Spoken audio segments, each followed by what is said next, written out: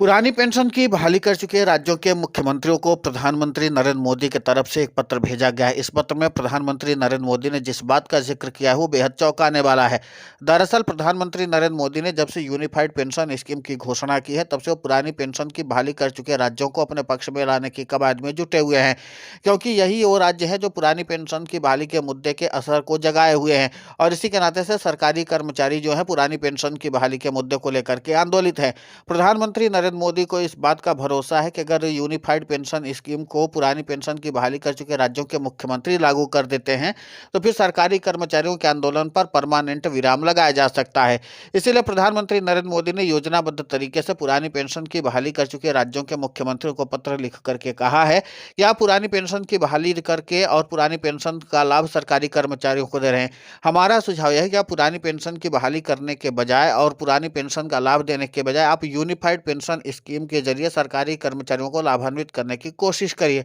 अगर आप ऐसा करते हैं तो केंद्र की नरेंद्र मोदी सरकार की तरफ से आपको 1600 करोड़ रुपए अतिरिक्त लाभ दिया जाएगा, यानी 1600 करोड़ रुपए आपको दिए जाएंगे और इसके नाते से आप अपने सरकारी वित्तीय भार को कम कर सकते हैं। अब ऐसे में जाहिर सी बात है कि पुरानी पेंशन की बहाली कर चुके राज्यों के मुख्यमंत्रियों के पास एक मौका तो जरूर प्रधानमंत्री नरेंद्र मोदी की तरफ से दिया गया है, लेकिन लगता नहीं है कि सरकारी कर्मचारियों के बढ़ते दबाव के नाते से पुरानी पेंशन की बहाली कर चुके राज्यों के मुख्यमंत्री इस तरीके से रिस्क लेना चाहेंगे। यहाँ पर गौर करने वाली बात यह है कि पुरानी पेंशन की बहाली करने वाले में से दो राज्य ऐसे भी हैं जो अभी बीजेपी शासित राज्य हैं। वो राज्य है राजस्थान और छत्तीसगढ़। यहाँ पर पहले कांग्रेस की सरकार थी, लेकिन सत्ता परिवर्तन हुआ और यहाँ पर बीजेपी शासित सरकार है। यहाँ पर भी सरकारी कर्मचारियों को अभी कांग्रेस शासित राज्यों के तर्ज पर ही इनको पुरानी पेंशन का लाभ दिया जा रहा है। अब सवाल है कि प्रधानमंत्री नरेंद्र मोदी की तरफ से जो पत्र भेजा गया है, क्या कांग्रेस के शासित जो राज्य पहले के थे जैसे राजस्थान और छत्तीसगढ़, क्या ये भी राज्यों के मुख्यमंत्री जो हैं वो पुरानी पेंशन की बहाली के बजाय यूनिफाइड पेंशन स्कीम को लागू करेंगे? ये सवाल बेहद अहम हो जाता है। यह सवाल इसलिए भी अहम हो जाता है क्योंकि अभी तक इन दोनों ही राज्यों के मुख्यमंत्रियों ने पुरानी पेंशन पर कोई रोक नहीं लगाई है, बल्कि सरकारी कर्मचारियों को पुरानी पेंशन का लाभ बकायदा मिल रहा है। इसी के नाते से पुरानी पेंशन की बहाली का मुद्दा अब काफी ज्यादा जोर पकड़ता हुआ नजर आ रहा है। सियासी रणनीति के तौर पर यह माना जाता है कि पुरानी पेंशन की बहाली के मुद्दे को लेकर के कुछ राजनीतिक दल लगातार इसका सियासी लाभ लेने की कवायद में जुटे हुए हैं, लेकिन प्रधानमंत्री नरेंद्र मोदी फिलहाल पुरानी पेंशन की बहाली के मुद्दे को परमानेंट विराम लगाने की कवायद में जुटे हुए हैं। हालिया वक्त में राज्यों के विधानसभा चुनाव में पुरानी पेंशन की बहाली के मुद्दे को सरकारी कर्मचारियों ने पुरजोर तरीके से उठाया था और दोनों ही राज्यों में सरकारी कर्मचारियों ने जबरदस्त तरीके से केंद्र की नरेंद्र मोदी सरकार समेत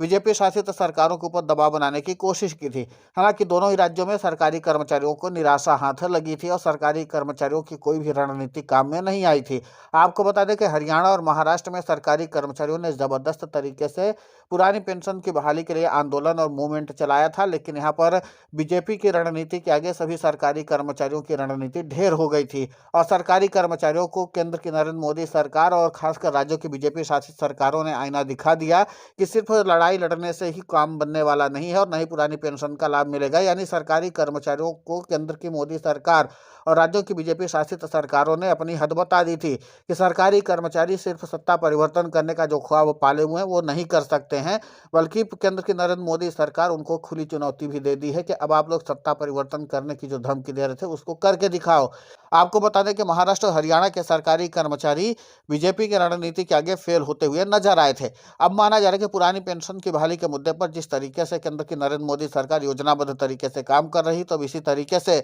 अब जो पुरानी पेंशन की बहाली कर चुके राज्यों के मुख्यमंत्री हैं उनको भी इस तरीके से